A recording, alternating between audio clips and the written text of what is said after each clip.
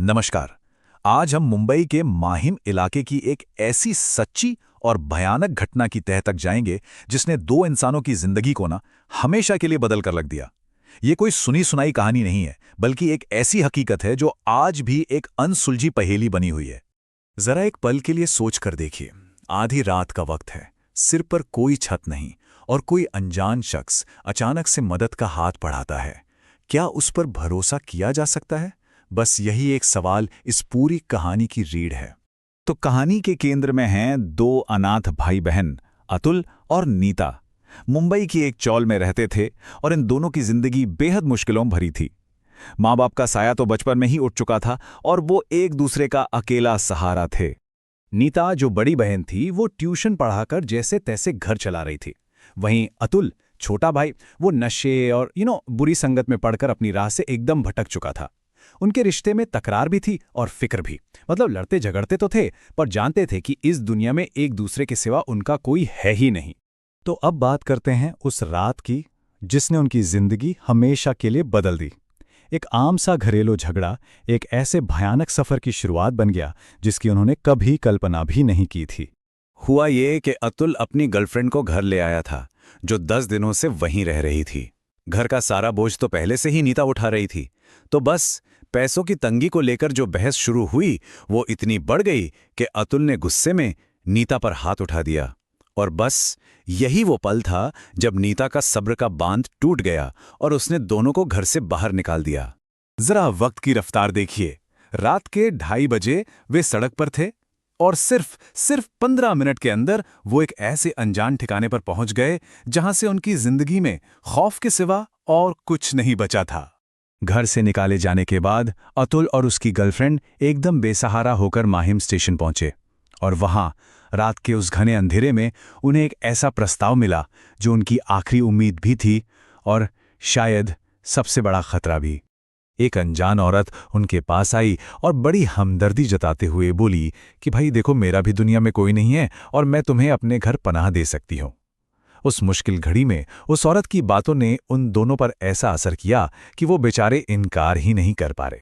बिना कुछ सोचे समझे, बिना कोई सवाल किए वे उस औरत के पीछे पीछे एक सुनसान गली में चल पड़े।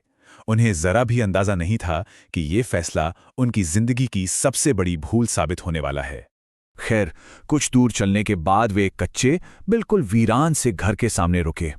दरवाजा खुलते ही उन्हें कुछ अजीब सा महसूस हुआ। कुछ ऐसे खतरे के संकेत जिन्हें उन्होंने अपनी थकान और मजबूरी में पूरी तरह नजरअंदाज कर दिया। घर में घुसते ही उन्हें एक सड़ी हुई लाश जैसी तेज बदबू आई, जो खतरे का पहला और सबसे बड़ा निशान था। लेकिन वो इतने ज्यादा थके हुए थे और उस औरत के एहसान तले इतने दबे थे कि उन्होंने इस बहुत जरूरी संकेत को अनदेखा कर दिया। अतुल की गर्लफ्रेंड लेटी ही थी कि अचानक उसकी आंख खुल गई। उसने क्या देखा कि वही मेजबान औरत एक जानवर की तरह जमीन पर रेंगती हुई उसकी तरफ बढ़ रही है और देखते ही देखते उसके सीने पर आके बैठ गई। उसका तो पूरा शरीर जैसे जम गया था और चीख भी गले में ही घुटकर रह गई। अब कहानी अपने सबसे डरावने मोड़ पर आती है। वो डर जो अभी तक सिर्फ एक वहम लग रहा था, वो अब एक खौफनाक हकीकत में बदलने जा रहा था। किसी तरह उसने हिम्मत जुटाई, जोर से चीखी और अतुल को नींद से जगाया। वो बुरी तरह कांप रही थी और बस एक ही रट लगाए हुए थी कि यहां कुछ बहुत गड़बड़ है, हमें फौरन यहां से भागना होगा। जब दोनों ने घबराहट में उठकर इधर उधर देखा तो वो औरत घर में कहीं भी नहीं थी। और इससे भी ज्यादा डरावनी बात ये थी कि घर का जो मेन दरवाजा था वो बाहर से बंद था। वो लोग अंदर कैद हो चुके थे।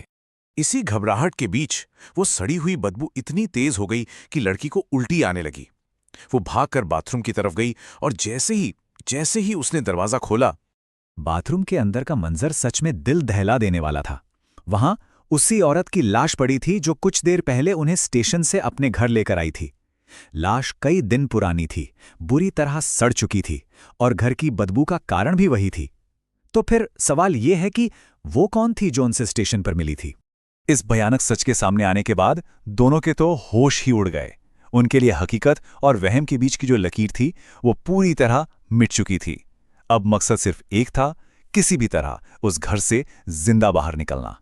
उन्होंने पूरी ताकत लगाकर दरवाजे पर लाते मारी और उसे तोड़कर बाहर भागे। अतुल अपने पुराने रिकॉर्ड की वजह से पुलिस के पास जाने से बहुत डर रहा था, लेकिन उसकी गर्लफ्रेंड ने उसे समझाया। जब वे पुलिस स्टेशन पहुंचे और अपनी आप बीती सुनाई तो पुलिस ने भी उनकी कहानी को कंफर्म करने के लिए उस घर की तलाशी ली। पुलिस को बाथरूम में लाश तो मिली और पोस्टमार्टम से यह भी पता चला कि मौत कई दिन पहले हो चुकी थी, लेकिन मौत का कारण वो कभी पता नहीं चल सका।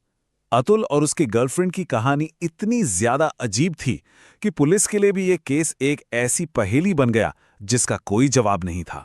ये कहानी हमें एक बेहद परेशान करने वाले सवाल के साथ छोड़ जाती है। जब कोई बेसहारा होता है तो मदद के लिए बड़े हाथ पर भरोसा करना उसकी मजबूरी बन जाती है। लेकिन अगर हकीकत और वहम के बीच की दीवारें ही ढह जाएं, तो फिर सुरक्षित क्या है? और अंधेरे में जो साया मदद के लिए आता है, क्या वो वाकई इंसान है?